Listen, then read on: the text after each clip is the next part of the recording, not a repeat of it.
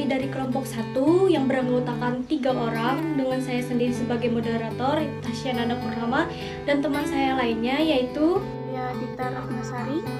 Saya Hanifah Hanum. Ya, langsung saja pada pemateri pertama yaitu saya sendiri akan menjelaskannya. Nah, di sini adalah saya menjelaskan tentang yaitu konsep belajar. Nah, pada dasarnya belajar merupakan suatu proses yang berakhir pada perubahan tingkah laku. Dari beberapa definisi di atas, maka pembelajaran ini merupakan suatu proses dari belajar. Nah, dalam proses pembelajaran ini, seorang individu melakukan kegiatan belajar. Sedangkan dalam belajar, seorang individu harus mampu mengadakan perubahan tingkah laku. Perubahan yang diharapkan ini, pembelajaran adalah perubahan yang lebih baik. Nah, dari awalnya tidak tahu menjadi mengetahui sesuatu.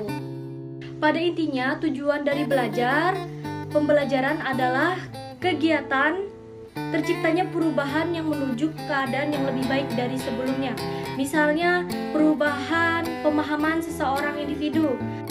Di sini saya akan memberikan contoh apa itu konsep belajar. Bisa dilihat pada gambar berikut.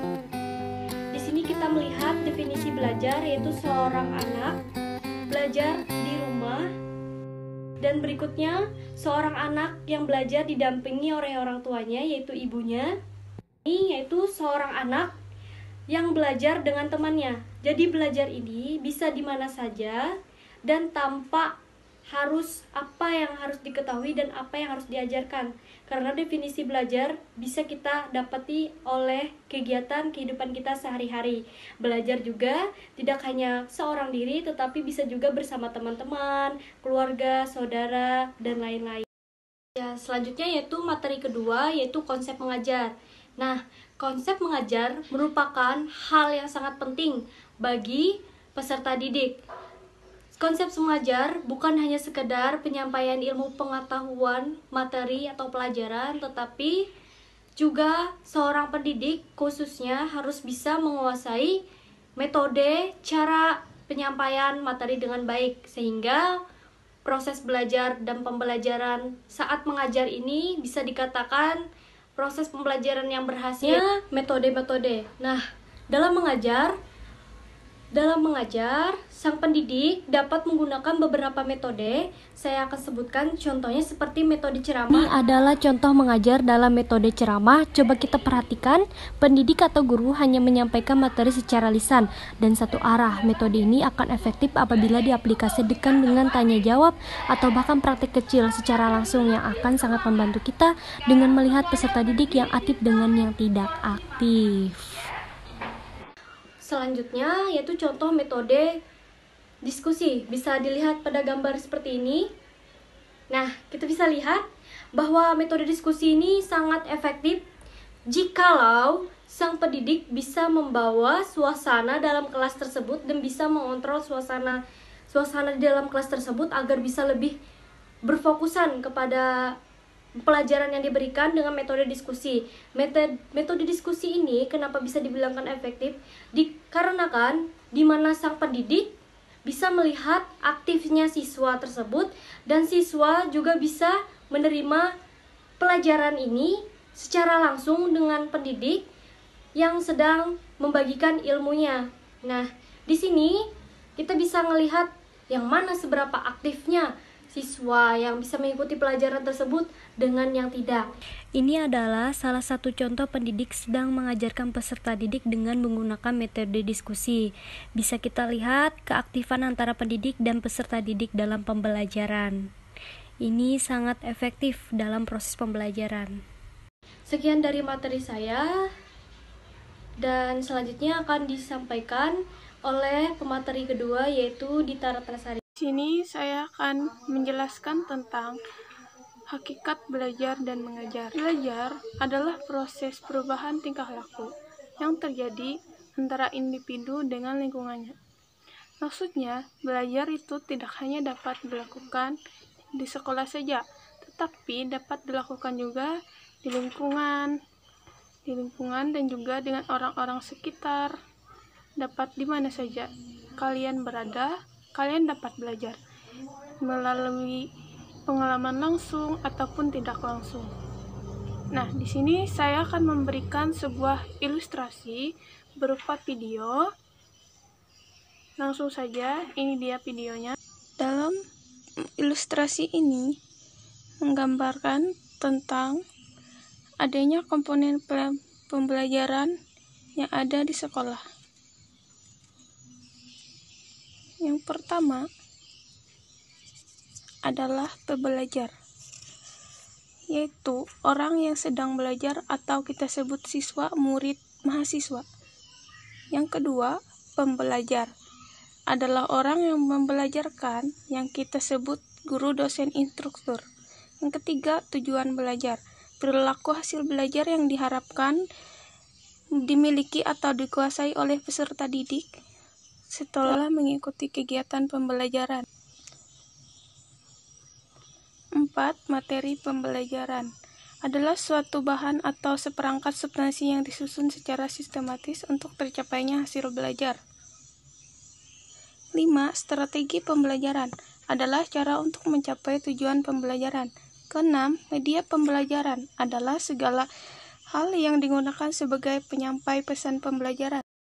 Ilustrasi ini menceritakan tentang seseorang yang melakukan kesalahan melanggar lalu lintas dan tidak menggunakan helm.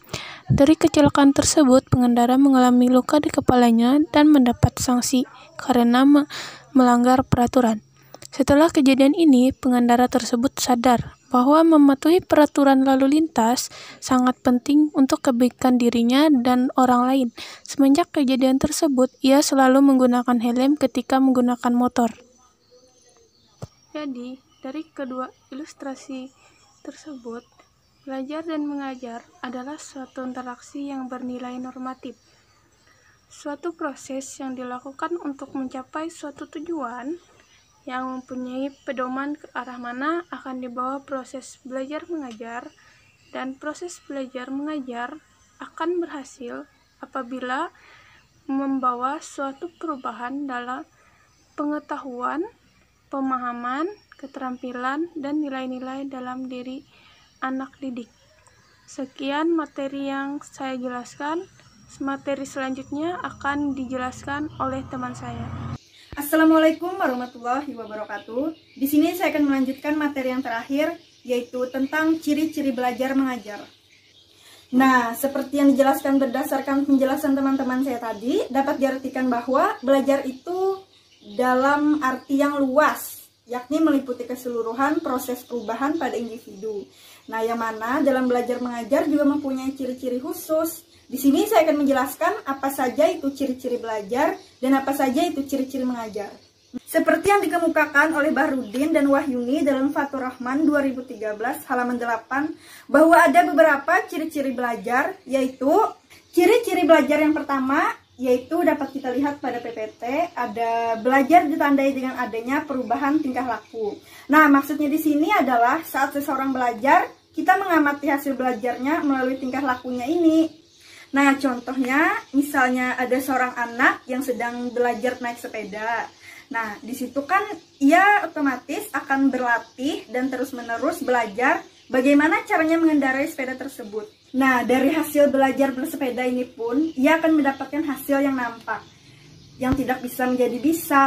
Di sisi lain, ia juga tahu bagaimana cara kerjanya, jenis-jenisnya, apa saja alat-alat sepeda itu. Nah, seorang anak itu pun mengalami perubahan tingkah laku secara keseluruhan. Jadi, perubahan tingkah laku ini mencakup dengan perubahan aktif, kognitif, dan psikomotor, baik dalam sikap kebiasaan, keterampilan, pengetahuan, dan lain-lainnya. Selanjutnya, bagian kedua ada perubahan perilaku relatif permanen. Perubahan perilaku yang diperoleh dari proses belajar cenderung menetap dan menjadi bagian yang melekat dalam dirinya. Nah, misalnya nih, ada seorang anak yang bisa mengoperasikan sebuah komputer, maka penguasaan keterampilan mengoperasikan komputer tersebut akan menetap dan melekat dalam diri seorang anak tersebut. Jadi, perubahan bersifat permanen ini bisa bertahan cukup lama, tetapi juga tidak menetap terus-menerus, bisa berubah lagi dalam proses belajar selanjutnya. Selanjutnya, yang ketiga, ada perubahan tingkah laku, tidak harus segera dapat diamati pada saat proses belajar sedang berlangsung. Perubahan perilaku tersebut bersifat potensial. Nah, maksudnya di sini adalah mempunyai potensi atau kemampuan, yaitu mampu dalam melakukan suatu perubahan dari hasil belajar. Setiap orang itu pasti mampu dan sanggup untuk merubah tingkah laku, terutama berubah menuju yang lebih baik lagi. Nah, bagian selanjutnya yang keempat, yaitu ada perubahan tingkah laku merupakan hasil latihan atau pengalaman. Maksudnya adalah seperti saat seorang anak belajar, bisa melalui dengan membaca, mengamati, mendengarkan, meniru, dan lain sebagainya. Nah, otomatis seorang anak itu melakukan sebuah pengalaman yang ia lakukan. Pada bagian terakhir, ada pengalaman atau latihan itu dapat memberi penguatan. Nah, sesuatu yang perkuat itu akan memberikan semangat dan dorongan untuk mengubah tingkah laku seseorang tersebut. Jadi, seseorang itu pun pasti akan mengalami perubahan dari belajar dan akan semangat terus untuk belajar. Selanjutnya, saya akan menjelaskan apa saja itu ciri-ciri mengajar yang baik. Nah, ciri-ciri belajar di sini yang pertama ada mengembangkan pemahaman siswa terhadap materi pelajaran. Sebuah metode mengajar dikatakan efektif bila dapat membantu siswa mengembangkan pemahaman terhadap suatu materi. Pelajaran yang sedang diajarkan oleh guru dengan metode yang digunakan siswa menjadi terbantu mempelajari suatu materi pelajaran dengan baik. Contohnya nih, misalnya ada di satu sekolah, guru tersebut menggunakan metode seperti ceramah. Nah, itu kan bisa membuat siswa bosan. Nah, selain bosan, siswa juga akan mengalami keterlambatan dalam pemahaman materi. Nah, untuk itu diperlukanlah sebuah metode, baik itu metode belajar dengan cara bermain, dengan cara bernyanyi, dan sebagainya. Itu pun akan menjadikan siswa paham dengan materi yang diajarkan oleh guru. Yang kedua, ada membuat siswa menjadi memiliki rasa ingin tahu. Rasa ingin tahu itu maksudnya yaitu hal yang sangat penting dalam proses belajar seseorang termasuk proses belajar siswa. Nah, jika siswa memiliki rasa ingin tahu, maka pembelajaran yang dilakukannya menjadi amat mengasihkan. Bahkan, dengan rasa ingin tahu ini pun akan muncul motivasi yang bersifat dari dalam diri siswa. Motivasi intrinsik yang membantu mereka dapat menjadi pembelajar mandiri. Metode pengajaran efektif dapat membuat siswa ingin tahu tentang materi pelajaran yang guru ajarkan kepada mereka. Nah, contohnya nih, seperti saat ada guru sedang menjelaskan, tiba-tiba waktu itu habis. Nah, seorang anak itu pun menjadi kurang puas dengan materi yang ibu sampaikan tadi, di mana adanya keterbatasan pada saat jam pelajaran. Mereka pun ingin lebih tahu, lebih dalam lagi mengenai materi yang disampaikan guru tersebut. Selanjutnya, yang ketiga ada membuat siswa menjadi tertantang. Nah, saat pembelajaran berlangsung, guru acap kali memberikan tugas-tugas belajar kepada siswa. Penggunaan metode mengajar yang efektif dapat membuat siswa tertantang untuk mengerjakan dan menyelesaikan tugas-tugas tersebut dengan baik. Nah, seperti anak-anak akan terus penasaran kepada guru yang menyampaikan materi. Ia penasaran dengan tugas apa saja yang akan diberikan. Dia selalu menerima apapun itu karena dia merasa dia itu sangat senang dengan pelajaran ibu tersebut. Selanjutnya yang keempat ada dapat membuat siswa aktif secara mental, fisik, dan psikis. Nah, salah satu prinsip penting dalam pembelajaran adalah tentang keaktifan pembelajar untuk memperoleh pengetahuan atau informasi. Bila guru menggunakan metode mengajar yang efektif, maka aktivitas siswa dalam pembelajaran akan tampak secara nyata. Keaktifan mereka dapat kita lihat dalam bentuk mental, fisik, psikis, ataupun kombinasi dari kedua atau ketiganya. Nah, dengan aktifnya siswa, baik secara mental, fisik, maupun psikis, siswa akan belajar penuh kebermaknaan dan hasil belajar yang mereka dapatkan akan bertahan lebih lama. Nah, contohnya seperti saat siswa itu suka bertanya apapun yang ia tidak tahu, terus dengan guru memberikan penyampaian, ia menjadi tahu. Terus seperti jika dalam kelompok, ia suka bertanya, berdiskusi, itu merupakan salah satu contoh dari keaktifan siswa. Selanjutnya yaitu membantu siswa tumbuh kreatif. Aspek lain yang dapat ditinjau mengenai metode mengajar efektif adalah pada dapat tidaknya sebuah metode mengajar membantu siswa agar tumbuh menjadi individu yang kreatif. Metode mengajar yang efektif akan membuat siswa untuk berlatih menggunakan keterampilan berpikir yang tinggi. Berpikir kreatif selama menyelesaikan tugas-tugas pembelajaran yang diberikan oleh guru. Dengan latihan-latihan semacam ini, pada akhirnya siswa akan tumbuh menjadi individu yang kreatif.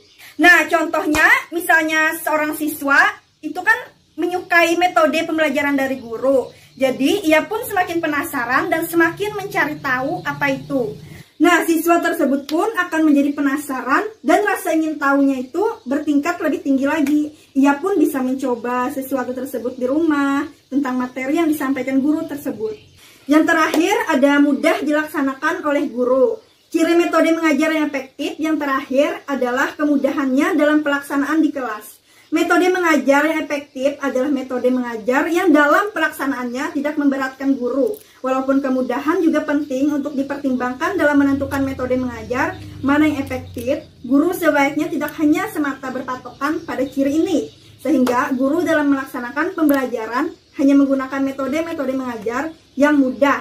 Contohnya, semua guru kan pasti melaksanakan metode itu dengan mudah. Karena tugas guru itu mendidik siswanya agar menjadi lebih paham lagi. Dengan metode inilah, siswa itu bisa memahami materi yang disampaikan. Tidak mesti dengan melalui ceramah, tetapi ceramah itu dapat divariasikan dengan metode-metode yang lain, sehingga siswa tersebut menjadi paham. Demikian materi tentang ciri-ciri belajar dan mengajar telah saya sampaikan. Selanjutnya akan saya kembalikan ke moderator. Sekian, terima kasih. Wassalamualaikum warahmatullahi wabarakatuh. Sekian dari materi yang kami sampaikan. Apabila masih ada yang kurang ataupun bahkan tidak dimengerti, kami memohon maaf sebesar-besarnya, dan kami tutup dengan ucapan hamdalah alhamdulillahirobbilalamin, wabillahi taufiq wal hidayah, wassalamualaikum warahmatullahi wabarakatuh.